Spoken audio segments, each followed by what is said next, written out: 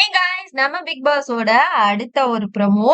இந்த ஒரு ப்ரோமோ வந்து எக்ஸ்பெக்டட் கொஸ்டின் தான். அதாவது ரீஎன்ட்ரி பத்தின கேள்விகளும், அவங்களோட ஆட்டத்த பத்தின கேள்விகளையும் நம்மளோட ஃபைனலிஸ்ட்ட வந்து விஜிஎஸ் வந்து கேட்டுட்டு இருக்காரு.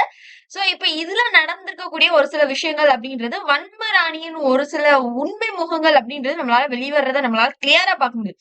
இப்ப வரைக்குமே சுத்தமா ஏத்துக்கவே முடியல. முத்து வந்து வின் பண்ண போறாரு. முத்துக்கு தான் டைட்டில் அப்படின்ற விஷயங்கள ஏத்துக்க முடியாம திரும்ப திரும்ப ஒரே விஷயங்கள வந்து பேசி பேசி கதறி அவங்களோட ஒரிஜினாலிட்டிய மக்கள் கிட்ட காமிச்சிட்டு இருக்கிற மொமெண்ட்ட தான் நம்மளால பார்க்க முடியுதுன்னு சொல்லலாம்.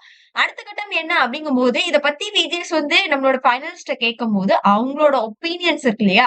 அதுல ஜாக்லின் வந்து முதல்ல எழுந்து சொல்றாங்க. என்ன அப்படின்னா, "வரும்போது துப்பாக்கிலாம் சுடுற மாரி வந்தாங்க சார். கொஞ்சம் பயமா தான் இருந்துச்சு." அப்படின்னும்போது, விஜேஸ் வந்து பயங்கரமா சிரிச்சிட்டு இருக்காரு. அது யாரு அப்படின்னா ஆர்னவ. ஏன்னா ஆல்ரெடி ஆர்னவ வெளிய போம்போதே சம்பவம் செஞ்சு தான் நம்மளோட விஜேஸ அனுப்பி விட்டாருன்றது நம்ம எல்லாருக்குமே தெரியும். இவர் வேற ஆல்ரெடி ஒரு மரண வெறியில உட்கார்ந்துகிட்டும் இருக்கிறாரு.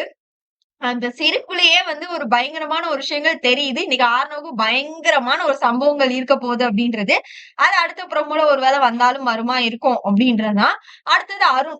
இவங்கலாம் வந்து ஒரு கட்டத்துக்கு மேல அவங்களுக்கே என்ன பேசணும்னு தெரியாம, நீங்க இவர பத்தி என்ன நினைக்கிறீங்க? அவர பத்தி என்ன நினைக்கிறீங்க? அப்படின்ற மாரி அவங்களே கேள்வி கேட்க ஆரம்பிச்சுட்டாங்க அப்படின்ற மாரி சொல்லும்போது, ஜூம் எங்க வைக்கப்படுது அப்படின்னா, ஃபேட்மேன் அவர்கள். ஏன்னா, வெறும் வாயாலே வடை சுடுவார் அப்படின்ற மாதிரி, இந்த ஒரு வாரமும் கிட்டத்தட்ட வாயாலே வடைய சுட்டு, தன்னை சுத்தி ஒரு கூட்டத்த எப்பவுமே சேர்த்து வச்சுக்கிட்டு, ஒரு கட்டத்துக்கு மேல இரிட்டேட்டா ஆயிருச்சு நம்மளோட கண்டஸ்டன்ட்.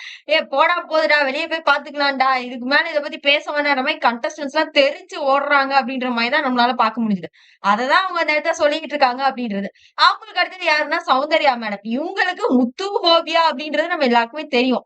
பேசலனா தான் ஆச்சரியம். இங்க வந்தவங்க எல்லாருமே ஒருத்தரே வின் பண்ண போறாரு அப்படின்ற மாதிரியே பேசிட்டே இருந்தாங்க சார் அப்படின்ற மாதிரி சொல்றாங்க.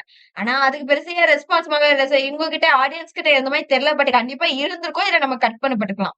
முத்துவோட பதில் ரொம்ப நேர்மையான ஒரு விஷயமா இருந்தது. இப்ப இவங்க பண்ணியிருக்கக்கூடிய ஒரு சில விஷயங்கள் இருக்கு இல்லையா? எந்த பக்கத்துல இருந்து நமக்கு கல்லடி வந்தாலும், அத நம்ம எப்படி தற்காத்துக் கொள்கிறது அப்படின்ற ஒரு விஷயங்கள தான், இவங்கலாம் உள்ளுக்கு வந்தப்போ நாங்க கத்துக்கிட்டோம் அப்படின்ற மாரி. அதாவது உள்ள முத்துக்கு பெருசா நெகட்டிவ்னஸ் அப்படின்ற ஒரு விஷயங்கள் இல்லாம இருக்கலாம். மேபி இந்த பேட்ச்னால, அடுத்த பேட்ச் வர்றவங்க கண்டிப்பா முத்துக்கிட்ட கோவப்படக்கூடிய ஆட்களா இருக்கறதுக்கான வாய்ப்புகளும் இருக்குதுன்றத நம்மளால பார்க்க முடியுது.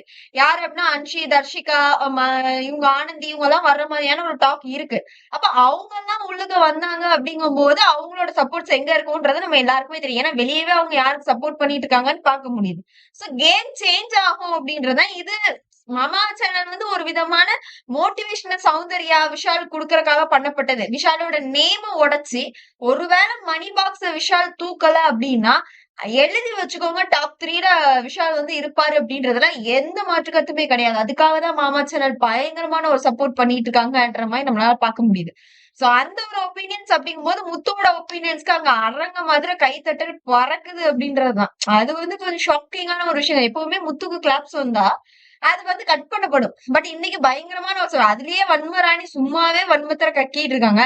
ஆடியன்ஸ் வேற பயங்கரமா கை தட்டிட்டாங்கன்னு நீங்க பாருங்க, இருக்க போற ஒரு வாரமும் வன்மராணியால தூங்க முடியாது. எதுவுமே செய்ய முடியாதுன்ற ஒரு சிச்சுவேஷன் வரும் அப்படின்றதுதான். பொறுத்திருந்து பார்க்கலாம் மக்களே. விஜேஷோட இந்த கேள்விய பத்தி நீங்க என்ன நினைக்கிறீங்க அப்படின்றத கமெண்ட் பாக்ஸ்ல தெரிவிச்சிருங்க.